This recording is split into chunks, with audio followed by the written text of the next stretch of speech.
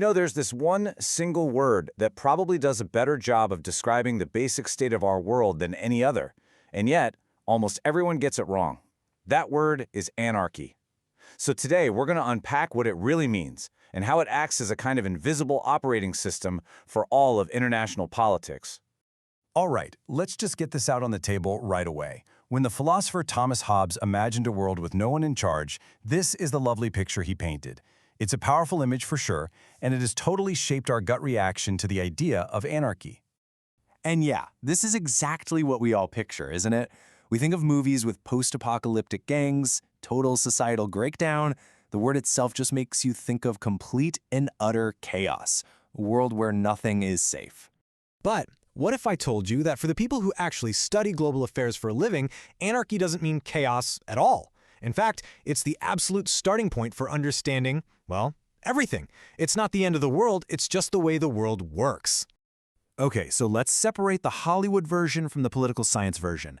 It's time to see anarchy not as this big explosion of disorder, but as a very specific technical condition that quietly shapes everything that happens on the world stage. And here it is, the big definition. In international relations, anarchy simply means there is no world government. That's it. There's no global 911 you can call, no world police force to come and save the day, no judge or king who has authority over the countries themselves. And looking at them side by side really makes it clear. On one side, you've got the popular idea, chaos, lawlessness, collapse. But on the other, the technical meaning, no world government, just sovereign states in what's called a self-help system. You can see they're two completely different concepts. So what does this world without a ruler really look like in practice? Let's dig into what it actually means for a country to live in a system like this every single day. Well, think of every country like it's its own castle. It means they are fundamentally on their own. They're the ultimate boss inside their own borders. They and they alone get to decide when to go to war or when to make peace. There's no higher king they can appeal to. For better or for worse, every country is responsible for its own survival. Now, to really get a grip on the implications of this, we have to circle back to that guy we met at the beginning, Thomas Hobbes. His famous thought experiment about what life was like before government became a really powerful metaphor for what life is like between nations. So, Hobbes argued that in this state of nature, life is just a constant free-for-all. You can never really be safe. Because of that, he said it's totally rational for people to agree to give up some of their freedom to a powerful ruler. He called it a leviathan, just to get some security. Basically, order is way better than the constant fear of being attacked. And then, scholars took this exact idea and just scaled it up. They said, hey, the international system is a lot like that state of nature. But, and this is the absolute key, with one huge difference. There is no global leviathan. There's no one to provide that security for all the countries. This line of thinking leads us straight to one of the most powerful schools of thought out there, realism. And let me tell you, realists look at the fact of anarchy and they draw some very stark, very pessimistic conclusions from it. For realists, the logic is brutal and it's unavoidable. Because there's no world government, insecurity is just a permanent fact of life.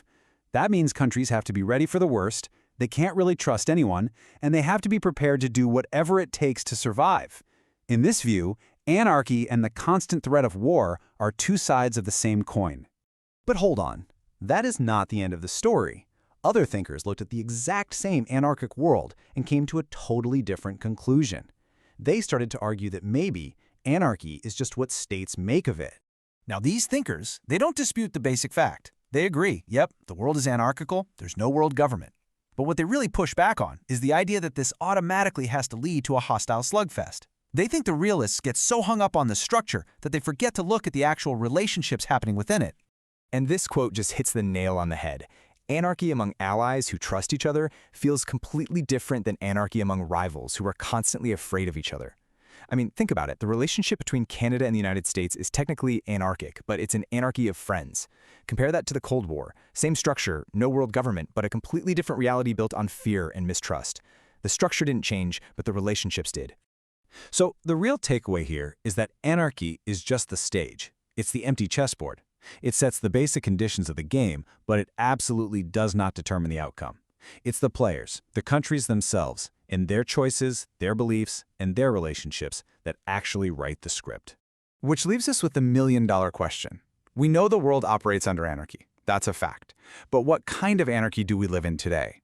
Is it that dark world that Hobbes and the realists warned us about, an anarchy of enemies? Or is it something else, a system where friendship and cooperation are actually possible? The answer to that question really defines our past, and it's for sure going to shape our future.